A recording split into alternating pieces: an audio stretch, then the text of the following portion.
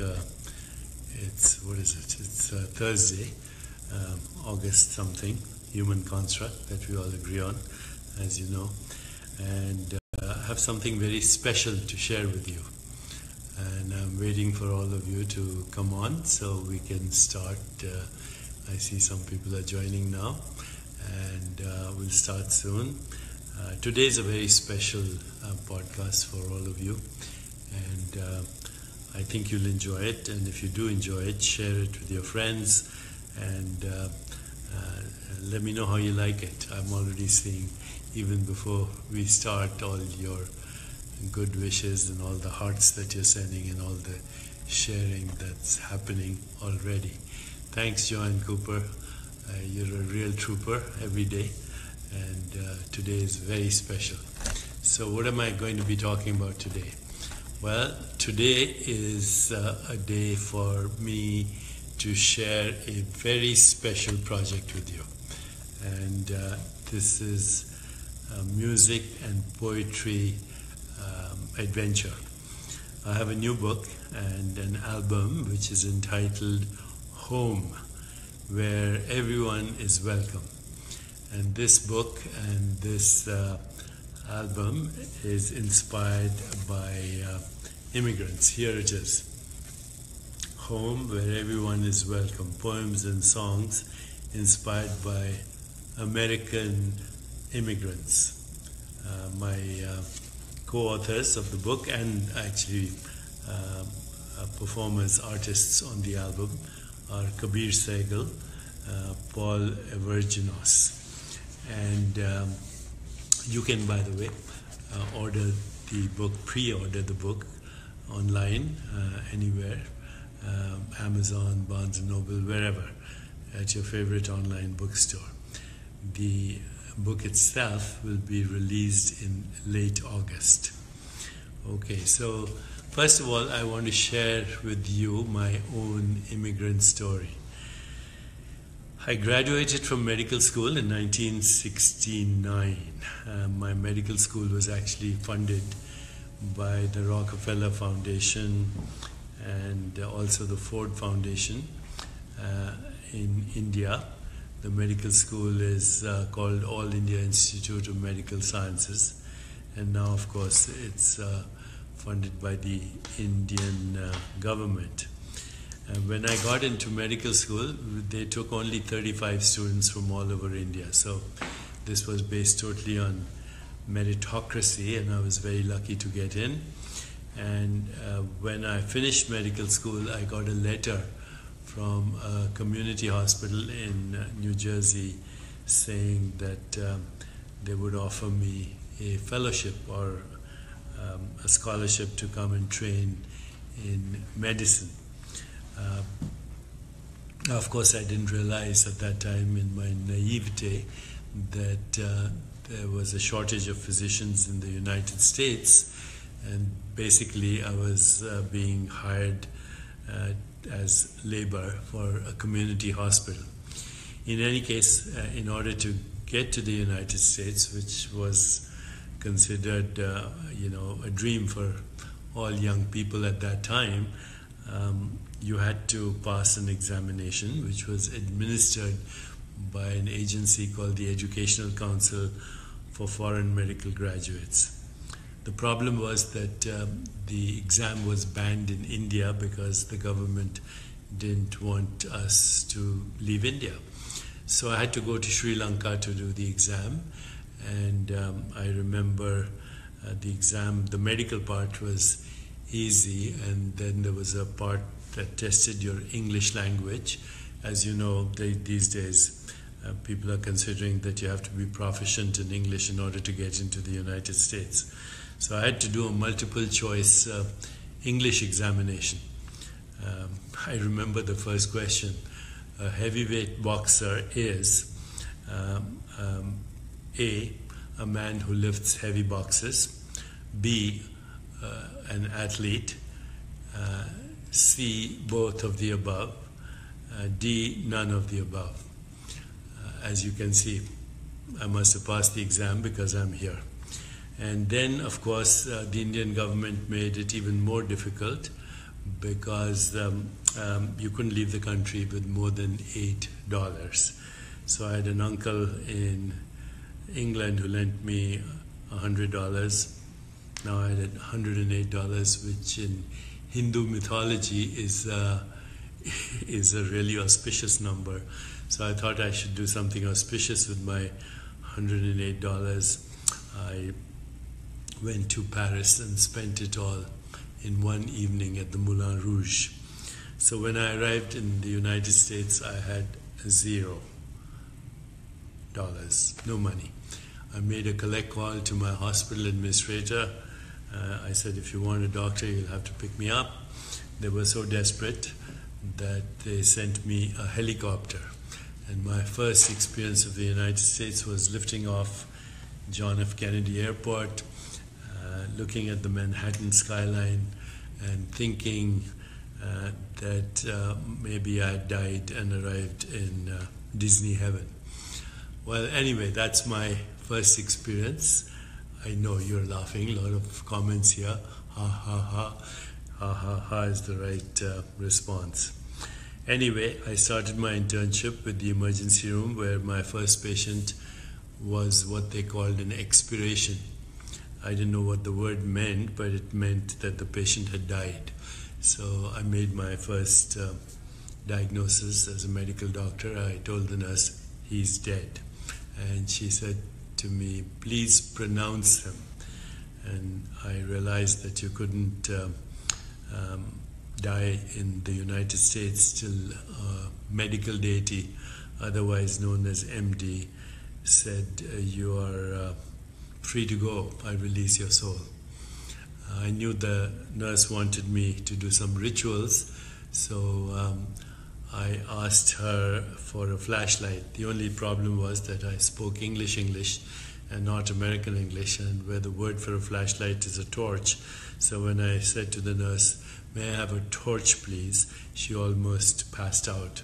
There was another nurse outside, and my nurse said to the other nurse, he wants a torch.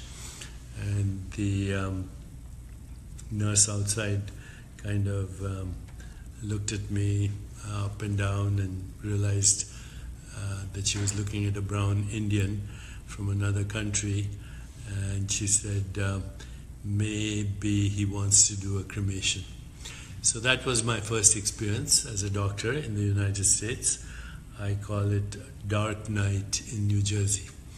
I very quickly became a good doctor, initially doing surgery on emergency room patients, and soon I realized that I was a superb technician and a lousy healer, and so I started looking at mind-body medicine, the role of consciousness, biology as a human construct, and some of you know the rest of the story.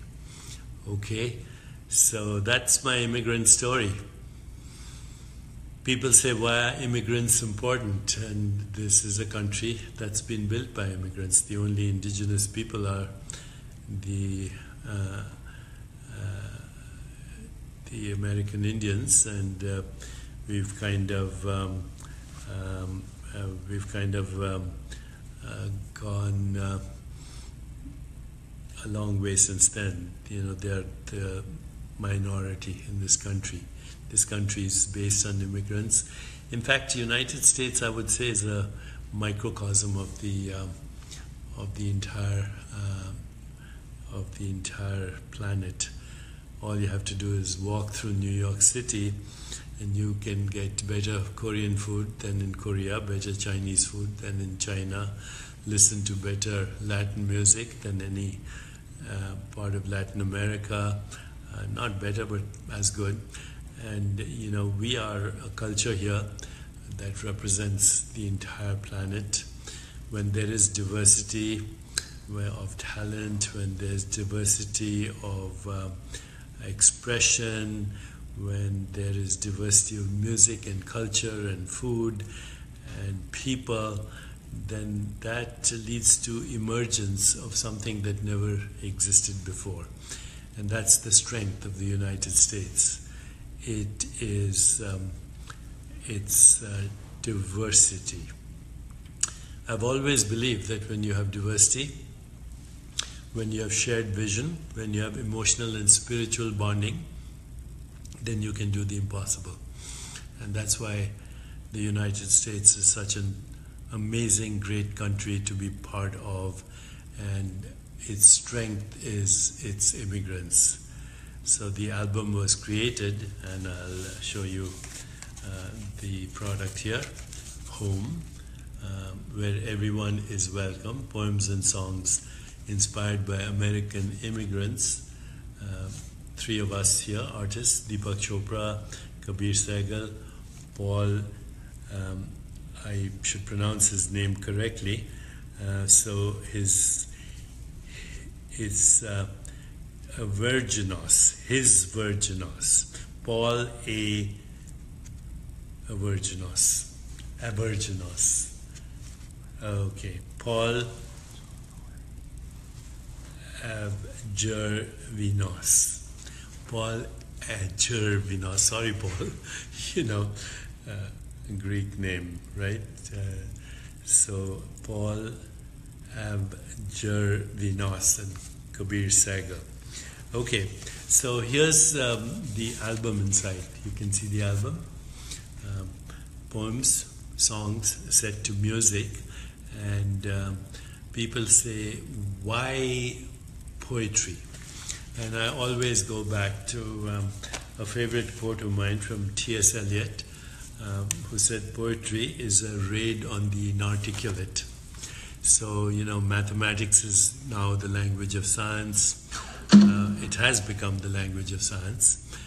And art and music and poetry are the language of the soul. Mathematics, science, all these disciplines of science, whether they're astronomy, biology, these are intellectual activities. But poetry is the language of the soul, what we cannot express and we cannot measure, because we cannot measure the deepest yearnings of the human soul, we express as poetry. So today I will read for you 6 poems from our book and album, Home, where everyone is welcome. You won't hear music from the CD Home. Instead, I will read 6 poems over the music of 6 remarkable musicians. And these musicians are Peter Cater, David Arkenstone, Michael Hoppe, Will Clipman, Michael Brant DeMaria, and Jeff Pearce. So I thank these musicians for lending their inspiring music to these poems. The first poem I'm going to read is Voice, inspired by Joni Mitchell over the song Dancing on Water by Peter Cater. Here we go.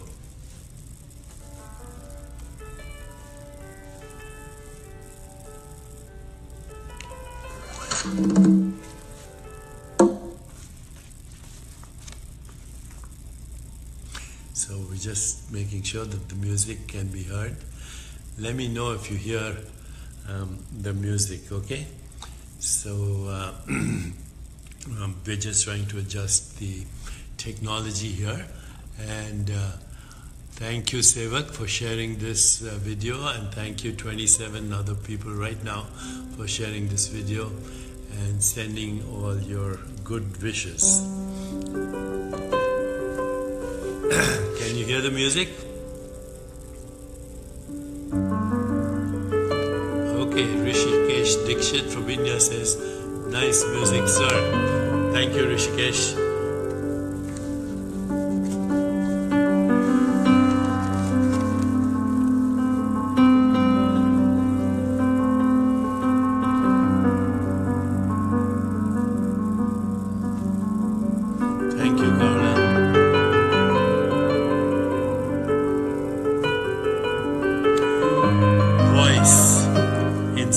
By Joni Mitchell. Who gave you your kindred familiar voice that whispered and whistled over the stereo as you crooned an American bolero. What sound does it make when you touch pen to paper, drawing vowels, curving consonants, bending phrases, and conjuring organs?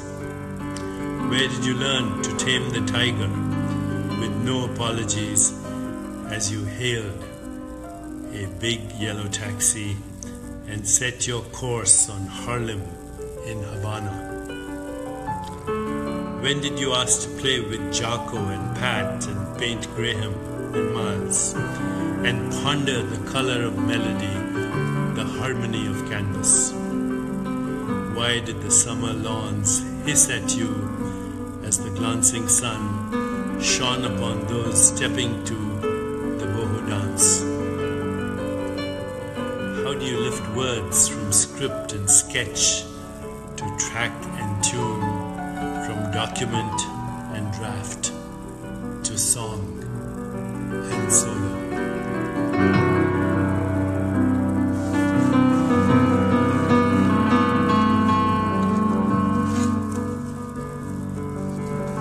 So Peter, who gave us this music for the poem, which is inspired by Joni Mitchell from Canada. I don't need to say much about Joni Mitchell. She's a legend here. Everyone knows who she is across the world. But I'll say a few words about Peter. Peter is a legend in the music world who came to the United States from Germany at the age of 4. He has released over 60 albums and scored more than 100 television and film productions, including 11 on and off Broadway plays. He's an environmentalist and humanitarian. Peter is a recipient of the Environmental Leadership Award from the United Nations. Thank you, Peter, for sharing your radiant music. Somebody is saying music is too loud. Is the music volume okay?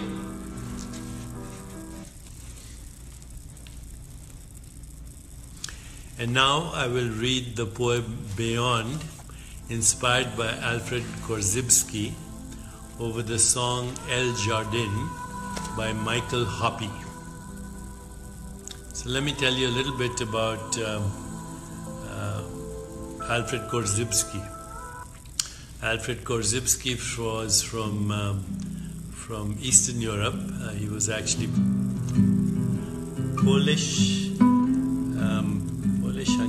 Polish, and he came to the United States somewhere in the 40s, and he's known for his general theory of semantics, how words we use influence our perceptions.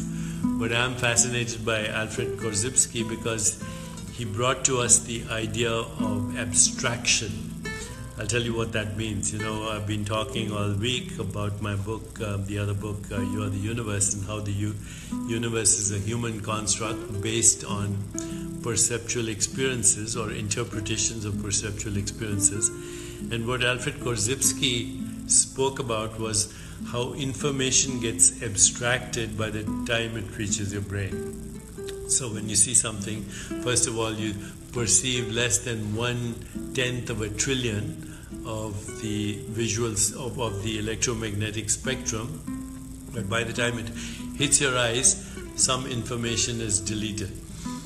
By the time the electrical current goes to your brain, more information is deleted. This is called abstraction. By the time the brain perceives it as an electrochemical impulse, more information is deleted. Then there are neuropeptides and receptors, and finally you have the experience that you call the world, and you think it's real, when in fact we are taking in less than 1/1,000,000th of what exists out there, and even that is serially abstracted by the time it gets into your brain, and then no one knows how that electrochemical impulse becomes this three-dimensional world in space-time and causality with color and texture and sound and music and all of that. So I was inspired by Alfred Korzybski. The song here, El Jardin, Jardin by Michael Hoppe. So I shall read the poem now. It's called Beyond. We confuse symbols with reality. The map is not the territory. Who are we beyond name and form?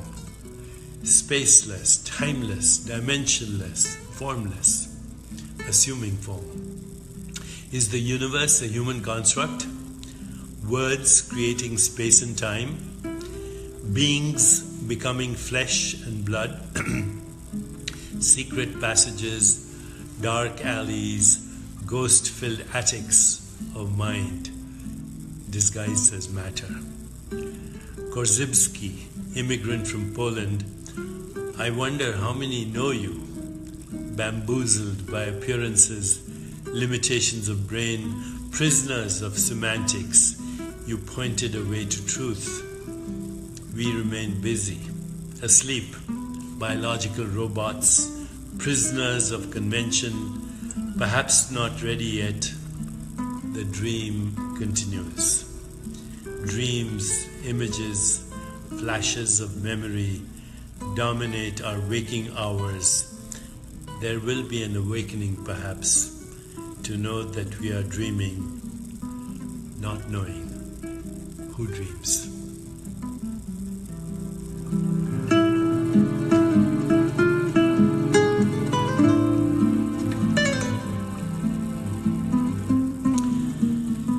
So the music is contributed by Michael Hoppe. Michael emigrated from the United Kingdom and worked at the Polygram record label for many years. He signed well-known artists such as Kitaro, ABBA and The Who. In 1984, he became a full-time composer of New Age music. He has made over 30 wonderful albums. Thank you, Michael, for sharing your beautiful music.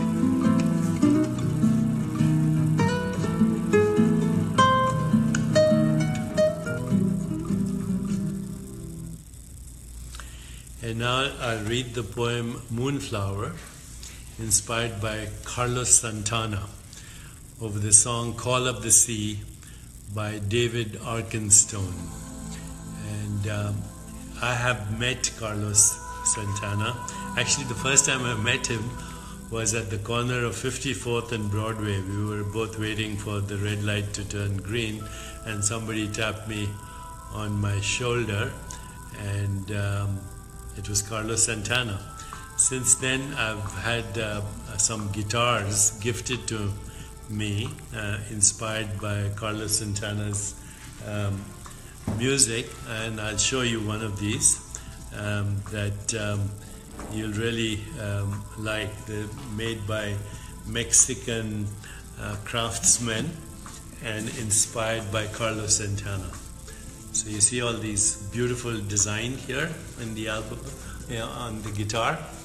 This is the peyote plant, by the way, that allows you sometimes under various rituals to experience altered states of consciousness. But I can assure you that my states of consciousness are not drug-induced. In any case, let me say a little bit about David Arkenstone. He has released over 74 albums and compilations since 1987. He has also composed for TV and video games. His albums are often packaged with literature and art, just like our album, Home. He also works with live symphony orchestras to achieve his expansive and uplifting sonic landscapes. Thank you, David, for sharing your music. And now I'll read the poem.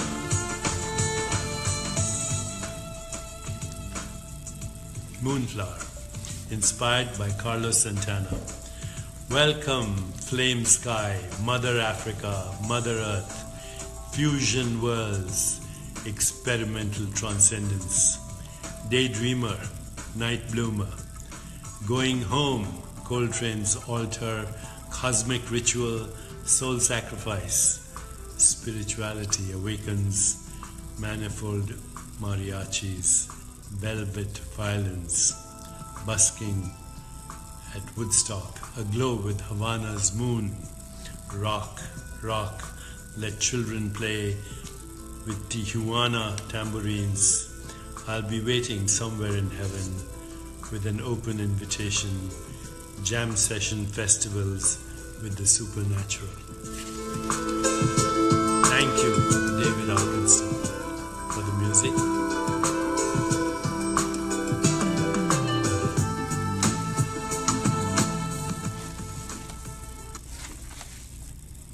So now I'll read the poem Candle, inspired by Khalil Gibran, over the song After the Storm from the album Pathfinder by Will Clipman.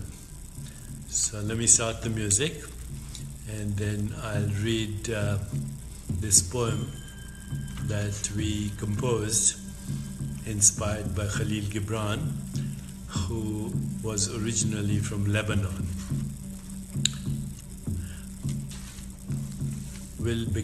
I'll tell you more about Will after the poem, okay? So the poem is called Candle.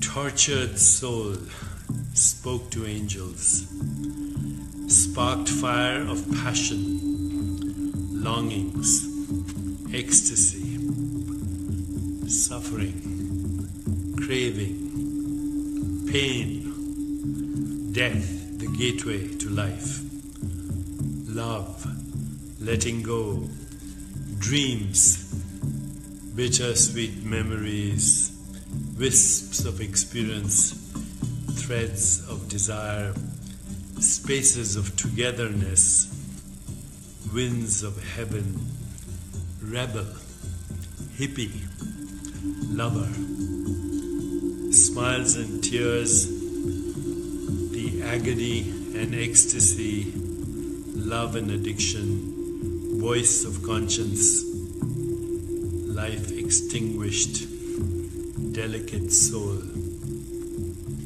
a brief candle, dark lit corridors of time, now here, now gone, your fragrance lingers.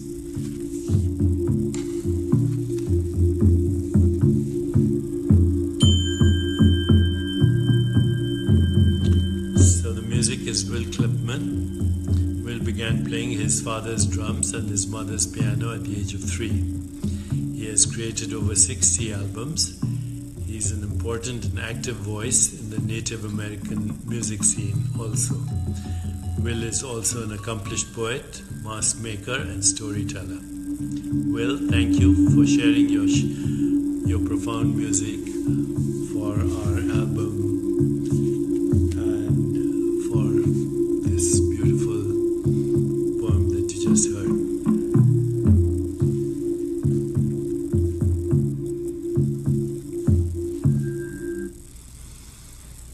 Okay. I'll now read the poem Infinity, inspired by Albert Einstein, over the song Twilight by Michael Brant DeMaria. Let's listen to the music first.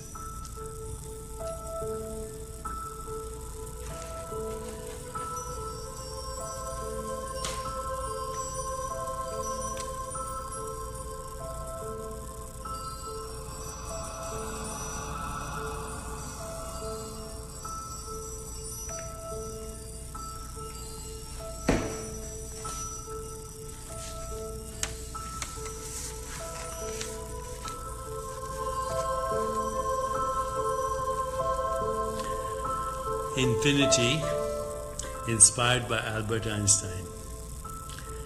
Space-time asked matter to move. Matter asked space-time to curve. Gravity asked bodies to fall. Black holes demanded stars to vanish. Is the moon there when no one is looking? Does the universe have many histories? Infinity asked universe to expand. Cosmos asked consciousness to reflect. Mind asked matter to dream. Time demanded future to accelerate. Will mathematical abstractions obscure doom? Is it too late for Einstein's nightmares? Scientists asked atoms to react. President asked planes to fly. Nuclear asked bombs to explode. Waste demands morality to explain. Teleport me now to another dimension, away from this junkyard of infinity. So I grew up admiring Einstein, as I still do. He was one of the greatest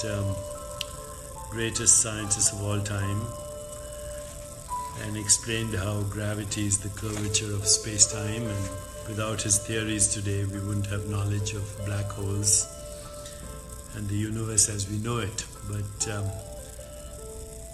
Einstein was what they call a realist. He believed that the universe that we experience is actually the real universe. And as you know, recently I have raised many objections to that idea, and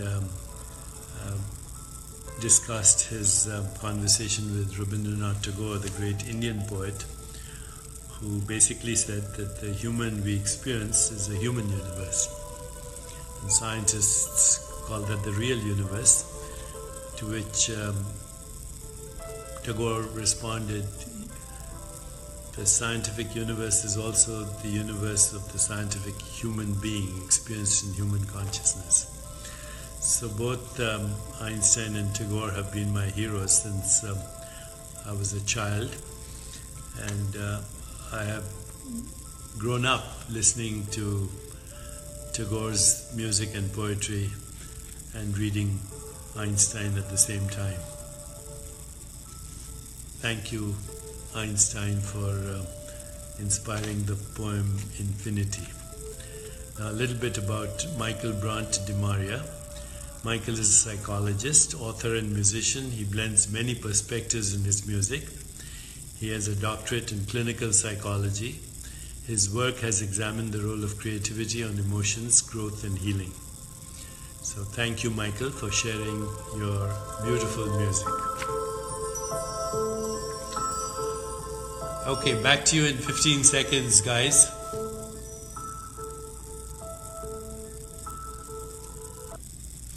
Okay, we're back again. Thank you, Facebook, for giving us this privilege. And I'll now read the poem River, inspired by Audrey Hepburn. How many people know that Audrey Hepburn was an immigrant?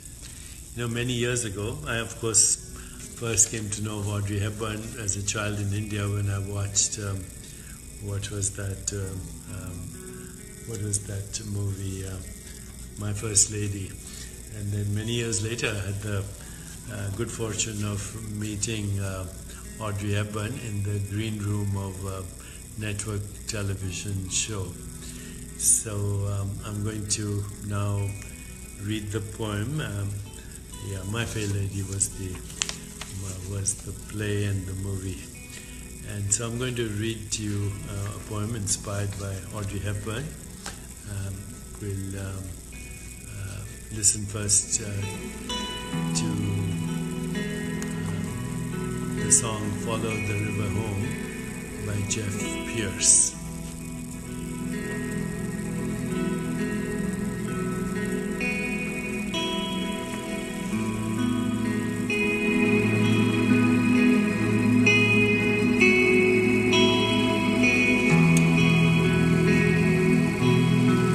River, inspired by Audrey Hepburn. Lush harps shimmering downstream, gentle chorus among huckleberries, flickering guitar, serene river, cascading violence, under rainbows, savannah drums, ruby butterflies, dulcet horns, mandarin duck, sliding brass, painted hunting, rippling snare, summery wind, fetching swoons, rose ballet, thin moon, orchestral crickets, cirrus clouds, coffee sky, clear moon, infinity garden, fragrant leaves, rustling creek, apple kernels, gilded aspen, moist moss, regal ranunculus, triumphant tulip, evergreen heart, loon, luna, luna, man. So of course Audrey Hepburn was from Belgium. She was born in Belgium. One of the greatest artists of all time. My childhood crush in many ways. Jeff Pearce, who gave us this music, is a terrific guitarist. His performances include both storytelling and improvisations. He has created 14 albums. Thank you, Jeff, for sharing your music. Okay, so once again, I want to thank all our music artists who've given us their contributions. Peter Cater, David Arkenstone, Michael Hoppe, Will Clipman, Michael Brant DeMaria, Jeff Pearce. And the album once again is Home, and it comes with a book with all the poems.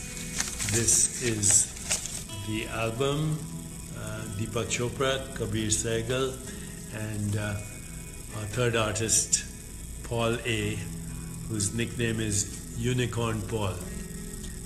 I thank my fellow contributors. I hope you like the music and the poems. You can pre-order our album and book. It's called Home, where everyone is welcome. You can order it online. It will be released later this month. And I thank you very much for listening, and I'll see you soon. Thank you. Have a good day. Keep reaching for the stars, but keep your feet on the ground.